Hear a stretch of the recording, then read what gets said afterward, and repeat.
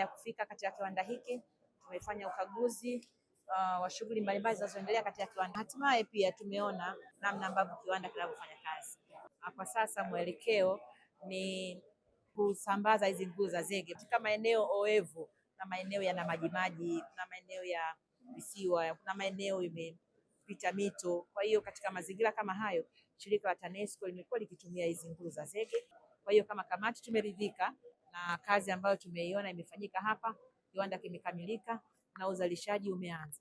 Mafanikio ya kiwanda hiki na viwanda vingine vitakavyojengwa na sekta binafsi, maana yake umeme utasambazwa sasa kwa kutumia nguzo za uhakika pamoja na hizo nguzo za miti, na hapo upatikanaji umeme wa uhakika ambayo ndio matamanio ya wananchi wengi. Kiwanda hiki kilianza ujenzi wake mwezi wa 10 mwaka 2024 na mwezi wa pili mwaka huu, mwezi uliopita, kiwanda hiki kilianza uzalishaji rasmi na tayari kina uwezo wa kuzalisha nguzo 80 hadi 120 kwa siku. Na mwaka wa fedha 24-25 ilitoka shilingi bilioni 2 ambao ndio ikaanza kama advance ya ujenzi wa mradi huu, lakini katika mwaka wa fedha huu ambao tupo wa 25-26 ilitoka kama bilioni 4.4 ambapo inafikisha jumla ambayo imetumika mpaka sasa, mnaona na uzalishaji umeanza kuwa kama bilioni 6.4 hivi ambayo imeshatumika,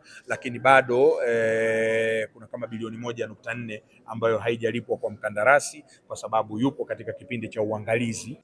Kiwanda tumemaliza, tumeanza uzalishaji, na kwa hali ilivyo matumizi ya nguzo za zege, teknolojia ambayo sio ya muda mrefu. Kwa hiyo bado kuna kuikuza sekta yenyewe iweze kukua, tuwe na supply ya kutosha wote kwa ajili ya wateja wetu, na uwekezaji wa kiwanda hiki ni sehemu ya hiyo mikakati ya kuenda kwenye hiyo transformation ya kutoka kwenye nguzo za miti kwenda kwenye. Kwa hiyo watu waondoe hofu. Haya ni mapinduzi ya teknolojia, tunabadilisha miundombinu. Ni kama ambavyo tunaanza kubadilisha mita.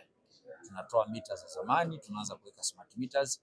Bili yako ya umeme itaendana na matumizi yako, wala haina mahusiano na mabadiliko yetu yoyote ya miundombinu au mapinduzi ya teknolojia yanayoendelea kwa sasa.